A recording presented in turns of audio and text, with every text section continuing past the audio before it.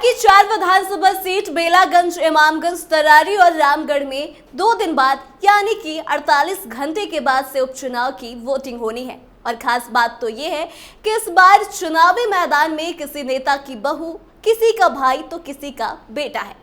लेकिन असली लड़ाई जो है वो अभी भी दिग्गजों के बीच ही है। वे सिर्फ सीट को जीतना नहीं चाहते बल्कि अपनी साख भी कायम रखना चाहते हैं।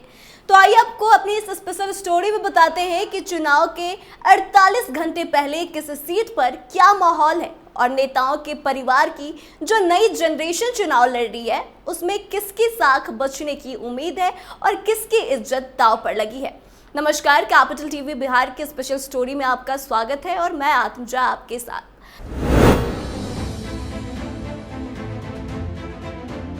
देखिए, बिहार में 4 सीटों पर उपचुनाव हो रहे हैं। सबसे पहले बात बेलागंज की करें तो यहाँ जेडीयू से मनोरमा देवी, आरजेडी से विश्वनाथ यादव और जनसुराज से मोहम्मद अमजद मैदान में है। पूर्व एमएलसी मनोरमा देवी जेडीयू के उम्मीदवार हैं और ये बाहुबली रहे स्वर्गीय बिंदी यादव की पत्नी है।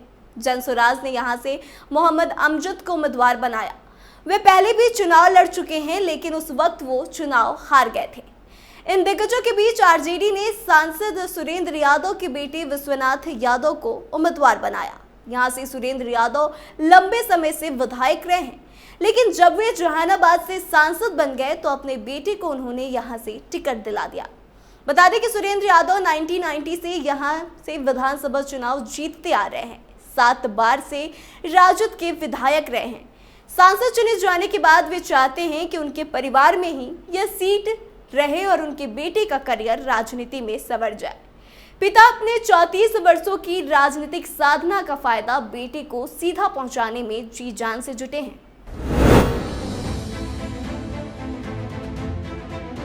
वहीं इस सीट पर अभी की स्थिति की बात करें तो ये सीट आरजेडी की है, इसलिए उसकी ताकत कहीं ना कहीं बाकी दोनों पार्टियों से ज्यादा दिख रही है।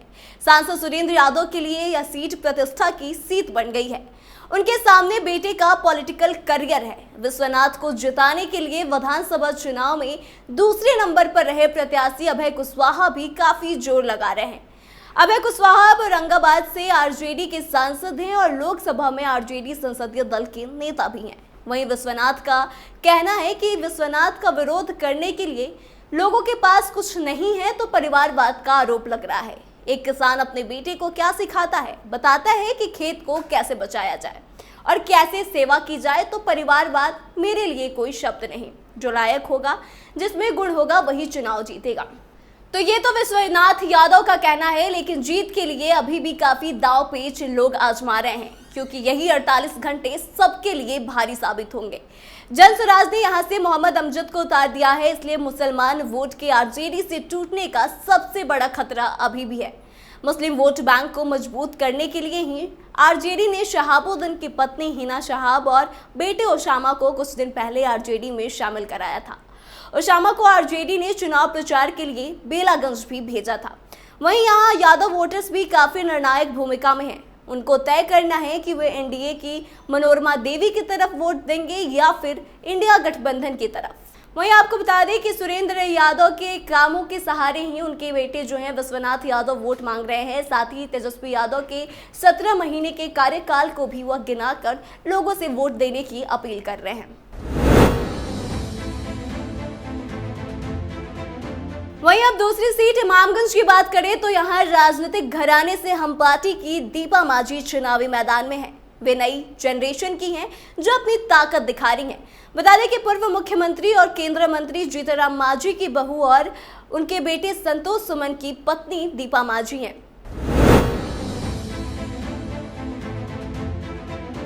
अभी की अगर बात करें यहाँ पे कि पॉलिटिकल सिनेरियो क्या है तो 48 घंटे पहले की स्थिति ये है कि हम पार्टी यहाँ की सीटिंग है, इसलिए उनकी स्थिति बाकियों के कंपैरेटिवली थोड़ी ज़्यादा अच्छी है। दीपा मांझी के मांझी वोट को काटने के लिए आरजेडी ने रोशन मांझी को खड़ा किया।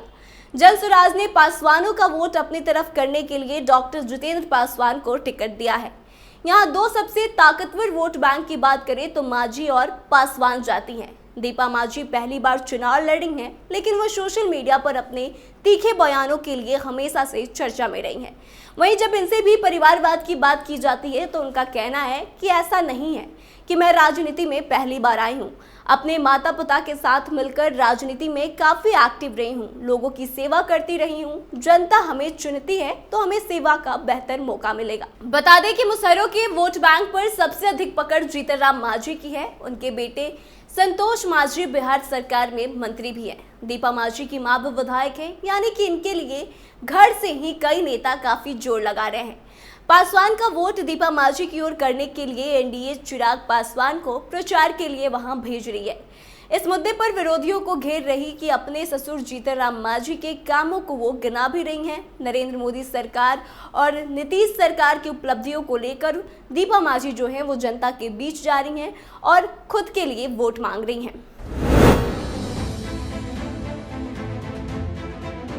तीसरे सीट तरारी की बात करें तो यहां पूर्व विधायक और बाहुबली नेता सुनील पांडे ने अपने बेटे को उम्मीदवार बनाया है। इसके लिए वे लोजपा यानी कि पारस गुट जो था उसको छोड़कर खुद भी बीजेपी में गए और बेटे को भी लेते गए। बेटे विशाल प्रशांत यहां से चुनाव लड़ रहे हैं। जन स्वराज ने यहां राजपूत वोट काटने के लिए किरण देवी को उम्मीदवार बनाया है। माले की ओर से राजू यादव चुनाव लड़ रहे हैं। यह माले की सीटिंग सीट तो जरूर है, लेकिन जिस तरह से बेलागंज से आरजेडी और इमामगंज में जीतन राम मांझी और रामगढ़ में जगदानंद सिंह ने अपने बेटे को टिकट दिया, उसी तरह सुदामा प्रसाद ने माले से अपने परिवार में किसी को टिकट नहीं दिलाया। इस सीट पर आज के समय में क्या स्थिति है उसकी बात करें तो यह भाकपा माले की सीटिंग सीट है। माले ने राजू यादव को उम्मीदवार बनाया। वे पहले कई बार चुनाव लड़ चुके हैं। सुनील पांडे के लिए प्रतिष्ठा की सीट बन गई है। प्रशांत पहली बार चुनावी मैदान में है। सुनील पांडे की ताकत यह है कि पहली बार 2000 में समता पार्टी से पीरो से विधायक चुने गए थे। उसके बाद 3 बार और विधायक चुने गए। भूमिहार जाति से आते हैं। रणवीर सेना के फाउंडर माने जाने वाले ब्रह्मेश्वर मुखिया हत्याकांड में सुनील पांडे का भी नाम आया था।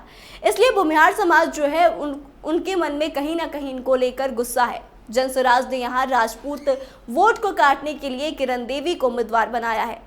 सवर्ण वोट बैंक पर सभी पार्टियों की कड़ी नजर है। साथ ही आपको बता दें कि सुनील पांडे पिछले विधानसभा चुनाव में निर्दलीय लड़ते हुए भी दूसरे नंबर पर आए थे।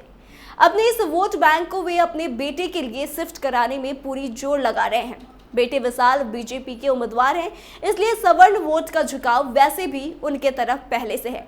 वहीं जन स्वराज को भी कहीं ना कहीं उम्मीद है कि राजपूत वोट बैंक में सेंधमारी कर पाएंगे। आरा से इस बार हारने वाले पूर्व केंद्रीय मंत्री आरके सिंह भी पूरी ताकत माले को कमजोर करने और बीजेपी को जिताने में लगा रहे हैं।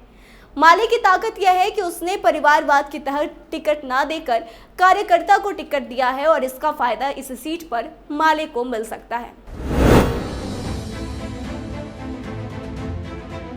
अब आखिरी सीट रामगढ़ की बात करें तो इस सीट पर आरजेडी के प्रदेश अध्यक्ष जगदानंद सिंह के बेटे और सुधाकर सिंह के भाई अजीत सिंह आरजेडी के टिकट पर चुनावी मैदान में हैं। बसपा से सतीश यादव पूर्व विधायक अंबिका यादव के भतीजे हैं। दोनों ऐसे नेता हैं जो राजनीतिक घराने से आते हैं और नए जनरेशन के भी है।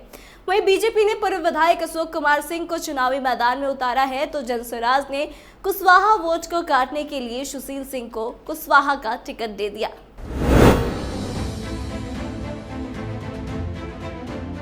अब इस सीट पर पॉलिटिकल सिनारियो की बात करें तो अभी की स्थिति है कि 2 उम्मीदवार राजनीतिक घराने से मैदान में हैं। आरजेडी के अजीत सिंह इंजीनियर रहे हैं, बच्चों का स्कूल भी चलाते हैं। वहीं नीतीश कुमार के बेटे निशांत के बैचमेट भी रहे हैं। आरजेडी में रहने के बाद कुछ समय जेडीयू में रहे, लेकिन लोकसभा चुनाव के समय जेडीयू से इस्तीफा दे दिया और विधानसभा उपचुनाव से पहले लालू प्रसाद ने आरजेडी में उन्हें बुला लिया। बता दें कि आरजेडी ज्वाइन करने के बाद ही यह बात साफ हो गई थी कि अजीत अपने भाई सुधाकर सिंह की खाली हुई सीट से उपचुनाव लड़ेंगे। वहीं जब इनसे परिवारवाद पर बातचीत किया गया तो परिवारवाद के सवाल पर अजीत का कहना है कि परिवार का पहले से राजनीति या आरजेडी से जुड़ाव रहने का फायदा उन्हें मिल रहा है और इसका नुकसान भी उन्हें मिल रहा है। समर्थक और आलोचक दोनों काफी ज्यादा हैं। उन्होंने कहा कि मुझे 15 साल तक ग्रामीण क्षेत्र में रहकर काम करने की वजह से टिकट दिया गया है। मुझे लगता है कि अगर मैं पटना या दिल्ली में रहता तो टिकट लेकर आता तो लोग परिवारवाद का आरोप लगा सकते थे, लेकिन अभी जैसे परिवारवाद का आरोप लग रहा है वो ठीक नहीं। वहीं इस सीट पर सियासी दांवपेच की बात करें तो आरजेडी उम्मीदवार अजीत सिंह की ताकत उनके पिता जगदानंद सिंह और भाई सुधाकर सिंह भी हैं।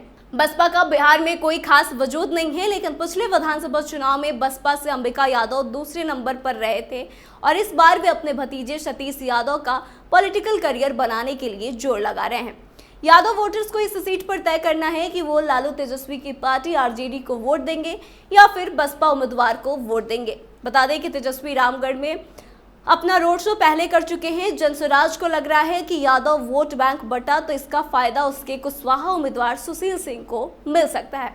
तो देखना दिलचस्प होगा कि चारों सीटों पर तमाम पार्टियां जो हैं वो तो पुरजोर कोशिश कर रही हैं, लेकिन चारों सीटों पर कौन अपने साख को बचा पाता है और कौन नया इतिहास रच सकता है, देखना दिलचस्प होगा। लेकिन आपको क्या लगता है कि जो पहले से काफी सारे दिग्गज थे अब उनका जो न्यू जनरेशन चुनावी मैदान में है वो कौन अपने साख को बचा पाएगा? आप कमेंट करके अपनी राय जरूर बताएं और चारों सीटों पर अभी की क्या स्थिति है यह भी बताएं। तो फिलहाल इस खबर में बस इतना ही।